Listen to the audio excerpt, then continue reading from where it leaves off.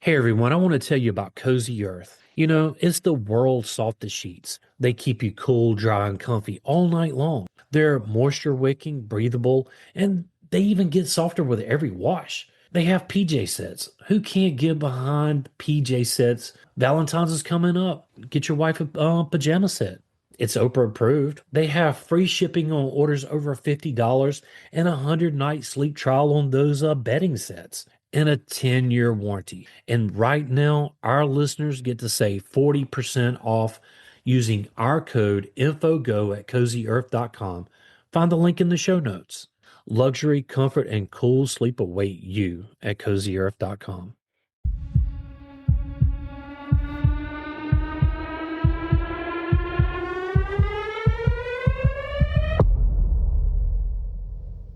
I did hit record, right? Mm-hmm. Okay. Welcome to the podcast. I'm William.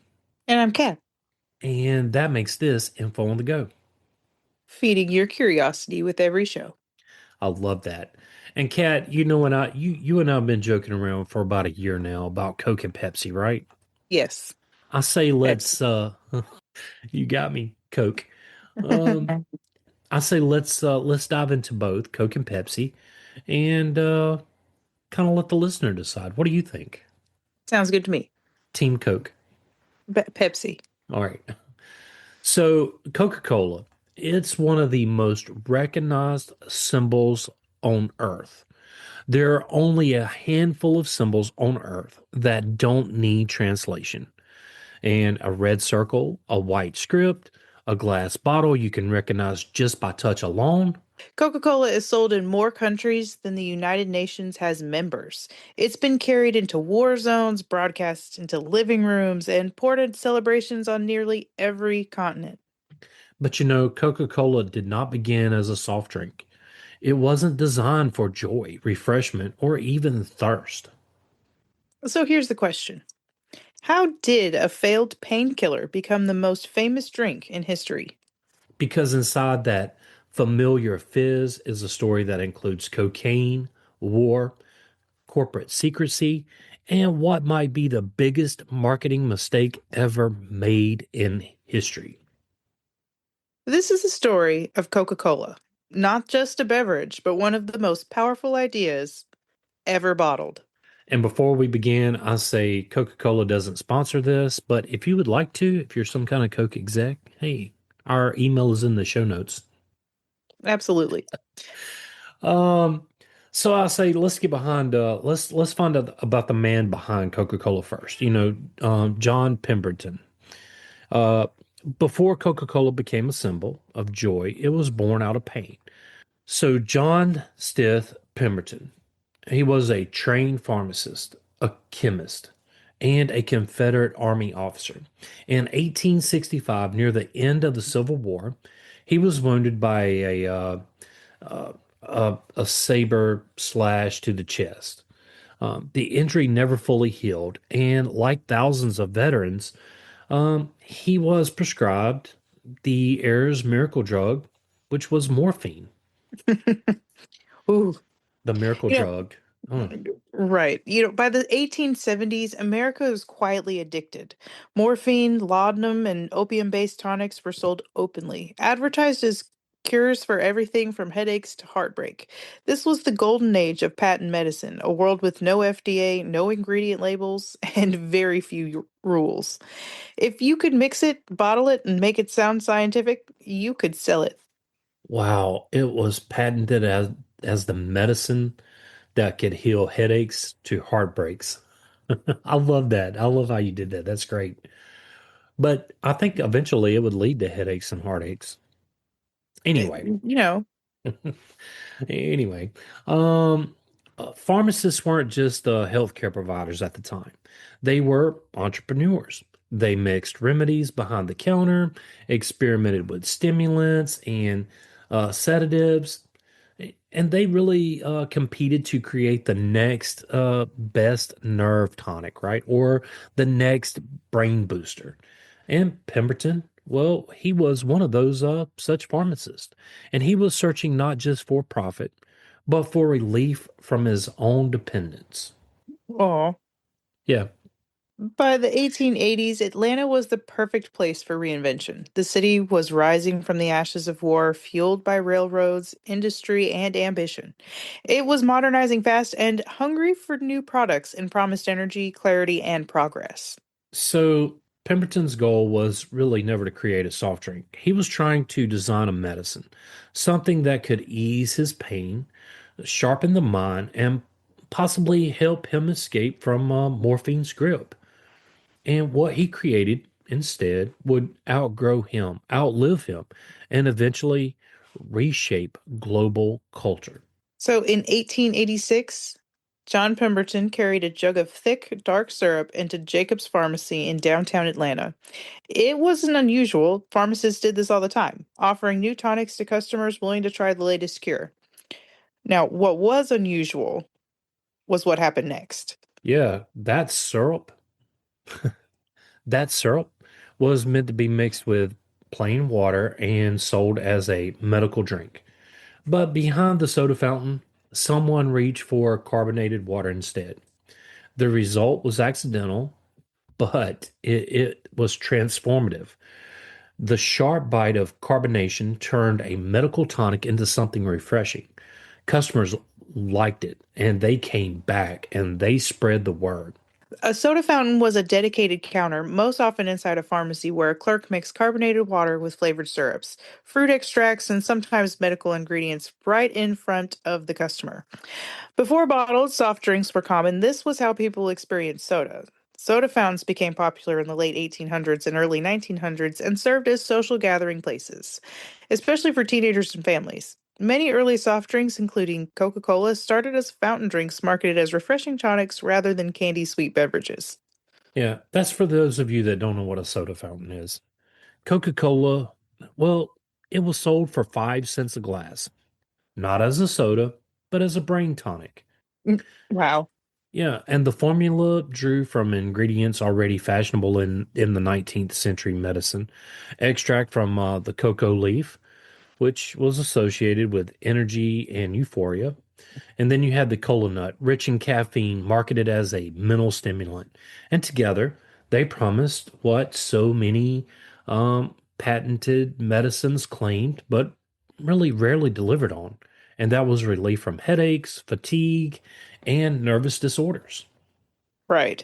And in an age before ingredient labels, these claims weren't questioned. They were expected. So just as important as the formula was the name.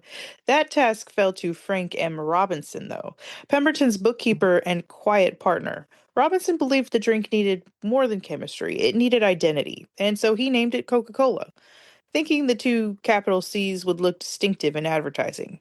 So Coca-Cola, literally named after its two original stimulants. So factoid. Yeah, that is a factoid, right? Hmm. Now you know Coca-Cola. And you know what? He was right.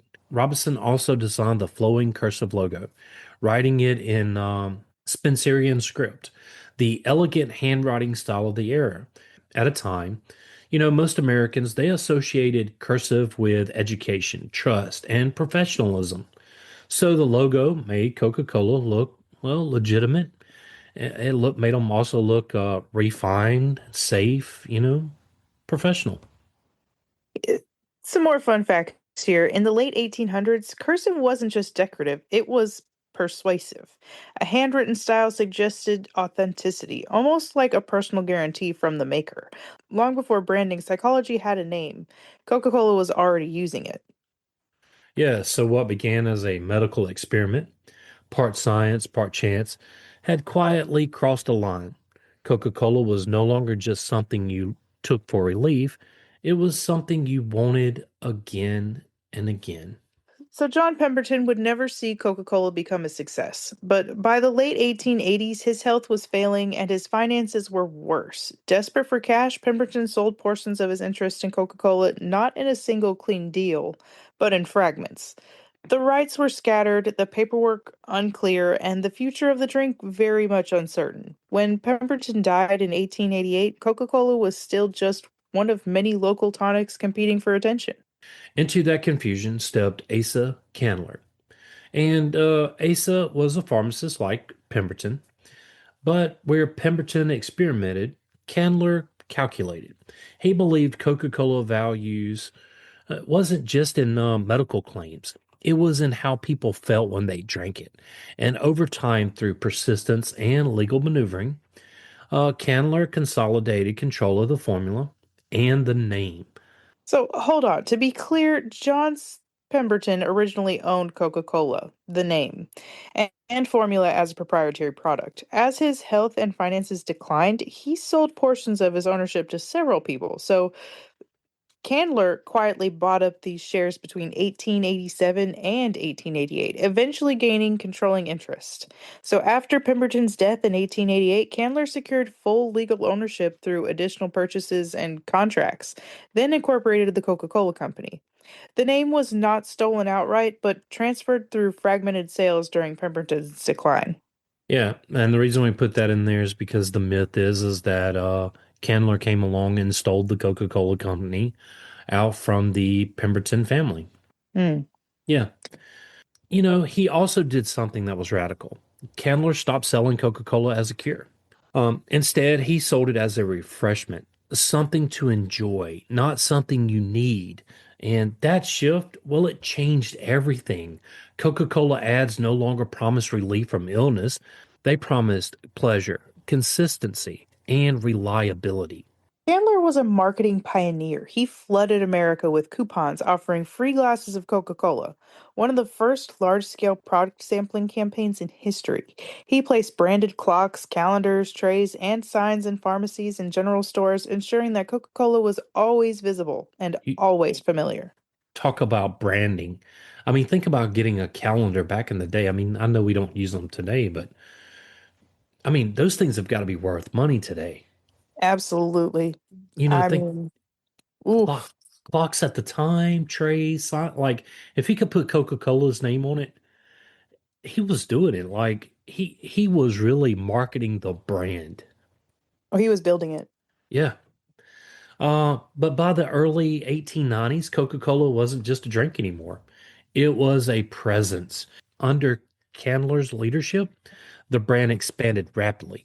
By 1895, Coca-Cola was being sold in every state in the United States. It didn't matter if people knew who invented it. What mattered was they recognized it. And Kat, I say before we get into that bottle, that Coca-Cola bottle, that iconic bottle, so we take a break. Sounds good. Coke. Pepsi. We'll be right back. Stay with us. We'll be right back. William, I know how you love matcha tea with coconut milk. Yeah, it's clean energy without a crash. Then you'll love Mantra Matcha. They offer super premium ceremonial matcha and 6 superfood infused flavors made from the finest, youngest tea leaves for a naturally sweet, ultra smooth taste. With each flavor, it's infused with powerful superfoods like cacao, ginger, and goji berries. And they also have those classic favorites like banana cacao, strawberry lemon, cinnamon goji berry, plus superfood berry, ginger beet, and rosehip dragon fruit. It's organic, non GMO, gluten free with 0 grams of sugar. You can enjoy it like me, or maybe hot or in a smoothie like Cat. Every purchase helps provide meals to kids through No Kid Hungry. It's at mantramatcha.com. Get 15% off using our code INFOGO at checkout. Both links are in the show notes.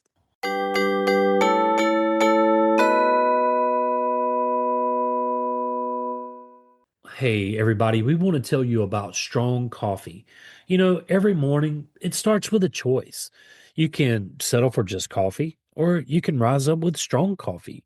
And it's the world's strongest cup of joe. Strong isn't just a drink, it's a movement. It stands for striving to reach our natural greatness. It's born from one simple need to be better. They rebuilt coffee from the ground up, infusing organic coffee with collagen, protein, nootropics, and functional ingredients that fuel your body and sharpen your mind. No crash, no compromises, just clean energy, focus, and flavor that fires you up. Yeah, so whether you're chasing kids, chasing goals, or chasing greatness, don't just do it with coffee, do it with strong coffee. And our listeners can save 20% off just by using our code INFOGO at checkout.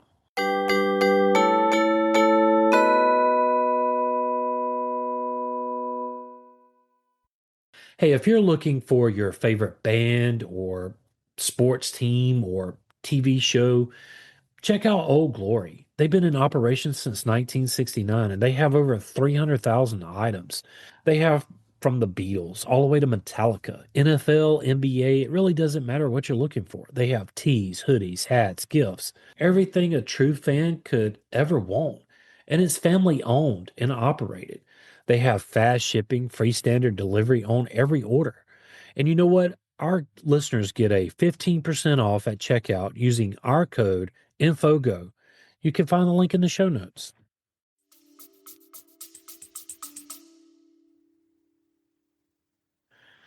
Now that we're back, we're gonna get into that iconic bottle. Okay, so for its first decade, Coca-Cola lived in one place, the soda fountain, and it was mixed fresh, served cold, and consumed on the spot.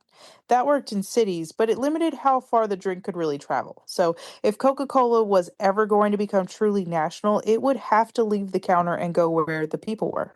Yeah. And that opportunity came in 1899 and it arrived quietly. Two lawyers from Tennessee approached Asa with a proposal to bottle Coca-Cola and sell it far beyond the photo sentence. Uh, Soda fountains. yeah. And they were going to sell it far beyond those soda fountains. And Chandler focused on syrup sales and convinced bottling would never rival fountain drinks. He did agree to the deal that would later be called one of the most lopsided contracts in business history. For $1, he granted them the rights to bottle Coca Cola across most of the United States, and at the time, it didn't seem reckless. Bottled soda was inconsistent, hard to preserve, and less popular than freshly mixed drinks, but the timing was perfect. Bottling made Coca Cola portable, and portability changed everything. For $1. $1. I know $1 was probably what, $500 back in the day, maybe. I mean, it was a substantial amount of money, but still, $1. Right. Like, yeah, that is a lopsided deal. Oof. Through bottling plants and delivery routes, Coca-Cola reached rural America. Small towns, farms, crossroads, and communities far from urban soda fountains. Coca-Cola became something you didn't have to seek out. It came to you. I think that is the biggest thing Coca-Cola did was get out from the soda fountains, out of the cities, and get into the rural areas. Right. Right. In the early 1900s, Coca Cola had a problem, though: imitators. Dozens of copycat sodas were using similar names, labels, and straight sided bottles, confusing customers and hurting the brand. So in 1915, Coca Cola challenged glass manufacturers to design a bottle that would be instantly recognizable, even in the dark, if shattered on the ground, or by touch alone. The winning design came from the Root Glass Company in Terre Haute, Indiana. A designer there searched an encyclopedia for cola and by mistake looked up cocoa instead. And the image he found was a cocoa pod with its ribbed curving shape. Using that for inspiration, he created a bottle with, well, a narrow waist, fluted sides, and a strong feminine silhouette. Coca Cola approved the design, and by 1916 it began rolling out nationwide. The bottle wasn't just packaging anymore, it became legal protection against imitators, a tactile symbol. Oh, my eyeballs. Okay. A tactile symbol customers could recognize without reading a label, and eventually one of the most recognizable industrial designs in history. So I have a So, question. Have you ever picked up the original Coca-Cola bottle? yeah, yeah, it's been a while. There's nothing else like it. I mean, I know Mm-mm. today it's plastic and all that good stuff, but there is no other bottle that I could think of that was even close to the Coca-Cola bottle. Right. I mean, even today it's instilled in my brain. Like I can see it. Its curvature, its slender design, it's those rib shapes that just kind of spiral around the bottle. The clink of the glass on your teeth. Yeah, and that it was like a light green color too. It wasn't clear. It had Right, like a tint to it. right. Anyway, I'm sorry. So the contour bottle didn't just hold Coca-Cola. It protected the brand, unified it worldwide, and turned a drink into an icon. Yeah, so from that moment on, Coca-Cola no longer needed a label to be identified. It had shape, it had presence, and it had reached places in America that was still becoming places in America. Absolutely. And so when the United States entered World War II, Coca-Cola faced a choice. Sugar was strictly rationed in the United States and many other countries. It was needed for troops and wartime production, so most food and drink companies were forced to cut back or shut down production. Coca-Cola got around sugar rationing through government priority status. Yeah, so Coca-Cola executives convinced the U.S. military leaders that Coke was important for troop morale. And in 1941, company president Robert Woodruff famously pledged that every American soldier should be able to get a Coke for 5 cents anywhere in the world. And because of that, Coca-Cola received special sugar allotments from the United States government. The company was allowed to build bottling plants near military bases overseas and at home. And sugar used for Coke was classified as essential to war effort and not a luxury. All right. So first of all, Coca-Cola steps out on the ledge here, right? They go and say, "Hey, you know what? Coca-Cola is just as important to troops everywhere they go, not just at home. We need to build plants everywhere across the world. Wherever we're going to go and fight, we should build We need Coca-Cola." plan right. Yeah. Absolutely. Uh, they definitely sold it. Yeah. I think as we're going to see, that's going to solidify Coke as a world brand. Anyway. Absolutely. While civilians faced limits on sweets, Coke flowed freely to soldiers, and bottlers tied to the military had better access to ingredients. The long-term payoff was huge. And after the war, Coca-Cola already had factories, distribution networks, and brand loyalty across Europe, Asia, and the Pacific. So what began as a morale booster became a global business expansion. And I guess I need to back up what I'm saying. I get where Coca-Cola was saying it was a morale booster for our troops to have a little piece of home wherever they're at. I didn't mean it to say it was derogatory, but I mean, I think it solidified Coke as a brand worldwide, Right. kind of like Spam did. For Remember? sure. Remembers? It was Coke and Spam for all the war efforts. Yeah. So Coke didn't break the rules. So Coke, it didn't break any rules. It just aligned itself with war effort, turned soda into a symbol of home, and emerged from rationing stronger than almost any other food brand. So no matter the cost to the company, Robert Woodruff, he pledged this. No matter the cost to the company, Coca-Cola was going to be with the troops. But what happened was when the war ended, Coca-Cola didn't pack up and leave. Those bottling plants, well, they stayed. The distribution networks remained. And what had been built for soldiers now served civilians because, as we saw in our spam episode, those soldiers are giving that Coca-Cola to the people that are there. So it almost overnight, Coca-Cola transformed from an American brand into a global brand. So let's get into the cocaine controversy and the secret formula. One of the most persistent rumors about Coca-Cola is also one of the most misunderstood. Yes, early Coca-Cola contained cocaine, but in the late 19th century, that fact wasn't shocking. Cocaine was legal, widely used, and considered a legitimate stimulant. It appeared in toothache drops, cough drops, and medical tonics. In Coca-Cola, it came from the extract of the cocoa leaf, adding a mild, stimulating effect that aligned with the drink's original claims of mental clarity and headache relief. But attitudes toward this, they were changing. And so by the early 1900s, public concern over drug use was growing. Journalists began scrutinizing patent medicines, reformers pushed for regulation, and Coca Cola, once marketed as a tonic, was now consumed by families, and the company knew it had to adapt. Yeah, so by 1904, cocaine was officially removed from the formula. What remained was something far more valuable than a stimulant, mystique.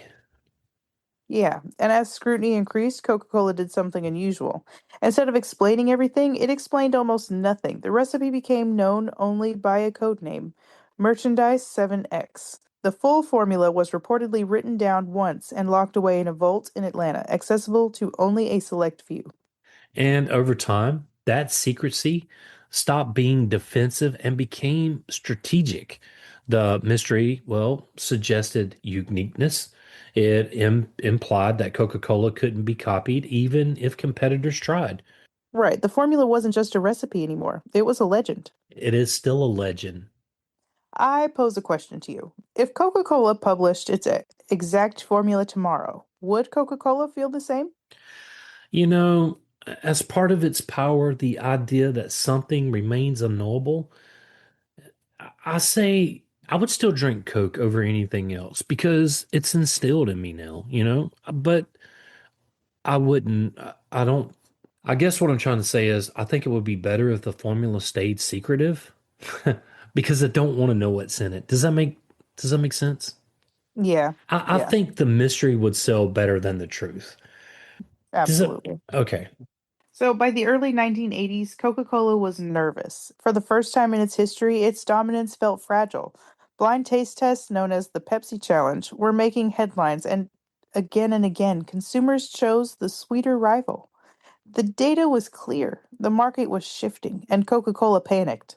Yeah, executives, they didn't know what to do. Executives did what logic told them to do.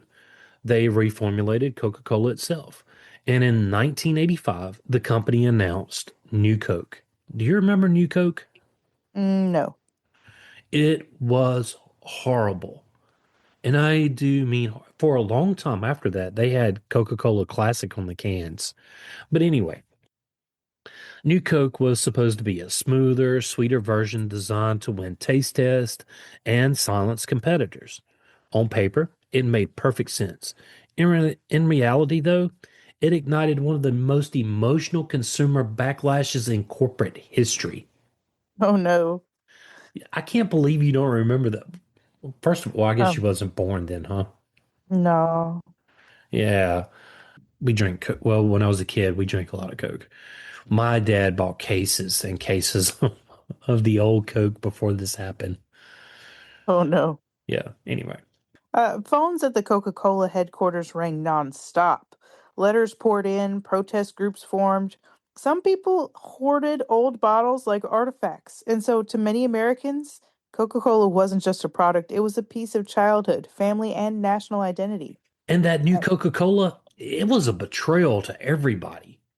I mean, it felt like Coca-Cola just let you down when they did this.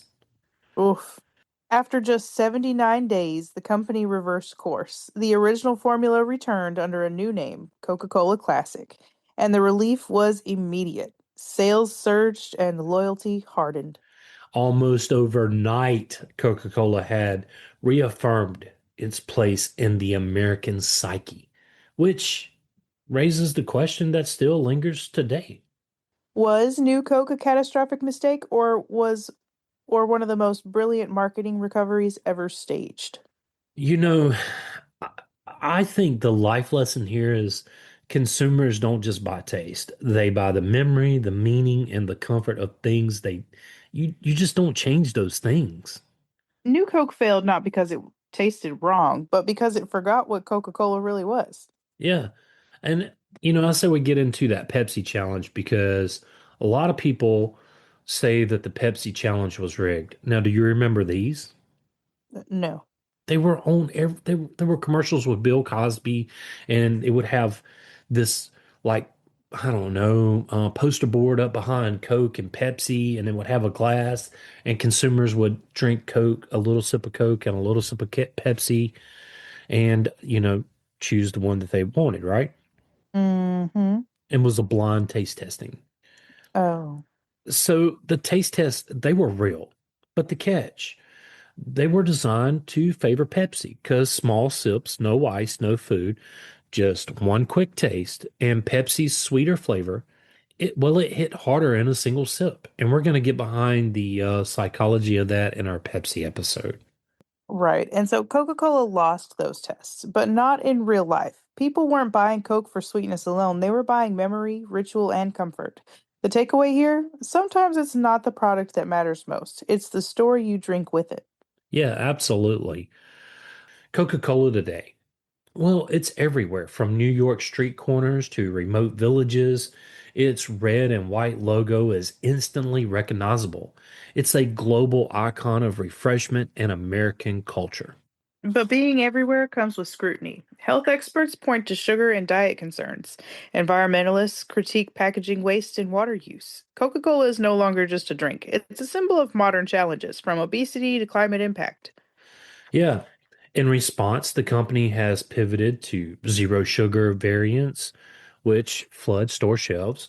Sustainability campaigns promise recycling and reduce carbon footprints. And Coca-Cola is always rebranding itself for a world increasingly aware of what it consumes, whether it be physical or morally. In many ways, Coca-Cola today reflects modern capitalism itself: immense reach, immense power, and constant pressure to adapt. The brand isn't just a beverage, it's a mirror, showing both the best and the worst of global culture. Okay, so I've got something for our listeners, and I know they're going to want to hear this. It's like a spy movie, but for soda, right? Back in 2006, there was this Coca-Cola employee, uh, Joya Williams. She had access to all sorts of super secret stuff, documents, formulas, even a vial of a new product probably nobody knew anything about yet. And apparently she thought, hey, maybe Pepsi would pay me a fortune for this.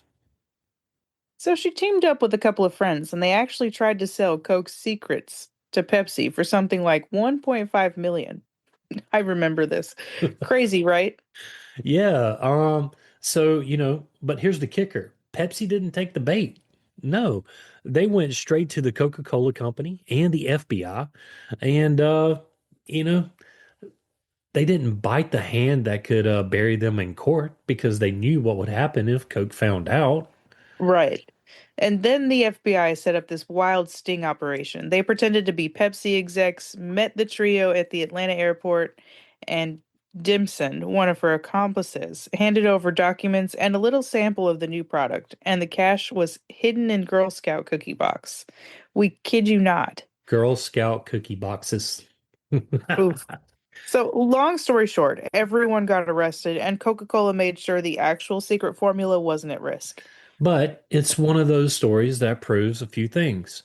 Coca-Cola guards its secrets like gold, and Pepsi does play by the rules, and sometimes corporate espionage sounds way more exciting than it actually works out in the long run.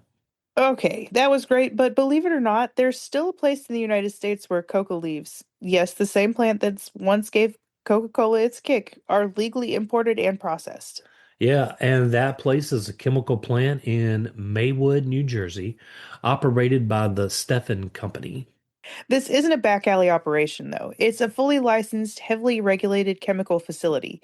Stepan is the only company in the US allowed to bring in raw cocoa leaves from countries like Peru and Bolivia, and once the leaves arrive, the plant performs a dual extraction process. So cocaine extraction, the cocaine alkaloid is removed under strict federal supervision.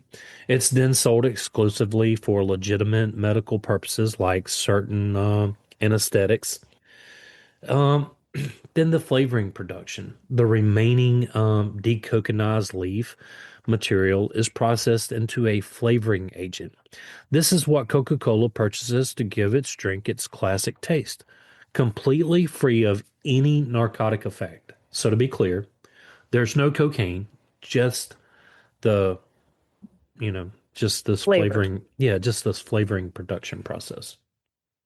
The Maywood plant operates under intense scrutiny. The U.S. Drug Enforcement Administration monitors everything from import permits to storage, ensuring that no cocaine leaks into the consumer market. Yeah, so while it sounds wild, this facility is essentially a bridge between Coca-Cola's historical recipe and modern law, preserving a link to the drink's origins while keeping everything completely legal and safe. Fun fact, the plant's existence is why Coca-Cola can still claim it uses cocoa leaf extract in its flavoring, making it one of the few products in the world with a direct tie to this famously controversial plant. I'm going to do it for you. Factoid. Factoid. So you think Coke tastes the same everywhere? Well, think again. I say, Kat, let's do what we normally do here and go around the world. Because Coca-Cola has a few secrets and tweaks that make every sip just a little local. Absolutely. Here in the US, most Coke is sweetened with high fructose corn syrup. It's familiar, sweet, and fizzy, but not quite like the version you'll find in, say, Mexico, where Coca-Cola is made with cane sugar. And have you ever had that? Yes, Yeah, it's pretty good. I like it. Yeah, so do I. Fans swear it tastes smoother, cleaner, almost like a little sip of nostalgia in every bottle. That's why Mexican Coke has a cult following here in the United States. And it's not just the sugar. The level of carbonation can change too. Some countries love a sharp, fizzy bite, while others prefer a softer, gentler fizz. Even the local water source leaves a subtle imprint on the flavor, minerals, pH, and all of it. Yeah, so your Coke might taste different depending on whether it's poured in Tokyo, Paris, or Sao Paulo. Some regions even get slight flavor adjustments. Japan's Coke is a touch less sweet, and in India, it's a little more citrusy. And don't forget packaging. Glass bottles, cans, or plastic bottles all change the perception of taste. And that hiss when you pop open a can is all part of that experience. So the next time you're traveling, grab a Coke, listen to the fizz, taste the sweetness, and remember, it's Coca-Cola, cat. Right. And it's not it's oh Jesus, Coca-Cola isn't just a drink. It's a global brand with a local personality, one bottle at a time. Yeah. I think this was great, but what about my brand, Pepsi? I say we follow this episode up with one on Pepsi. What do you think? Sounds good to me. And It's only then, fair. yeah, and I think in the Pepsi one, we'll have to kind of get into the cola wars as well. And we'll also get into the psychology of that Pepsi challenge that you've never heard of. I cannot believe. You need to I'm look up some commercials. I might have seen some commercials, but they just don't ring any bells. It had Bill Cosby. He would be in the background and be like, "Oh, they're gonna pop open a Coke." Oh, Actually, no, Bill Cosby was the spokesman for Coke, and I think they got him to do it for Pepsi. oh, Yeah, because Bill Cosby was all about Coke and Fudge Pops. That was his brands that he pushed. okay. Anyway, yeah, I thought this was very interesting, especially the little factoid about the cocoa leaves still being processed. And, if you've ever been to the World of Coke, you can taste all of those different flavors upstairs after you visited the center. So, again, Coke is not a sponsor, but it's here in Atlanta. So, go to the World of Coke. Absolutely. Have you ever been? No. I've been to the aquarium across the street a couple of times though. You should really take your girls to the World of Coke. I think they would love it.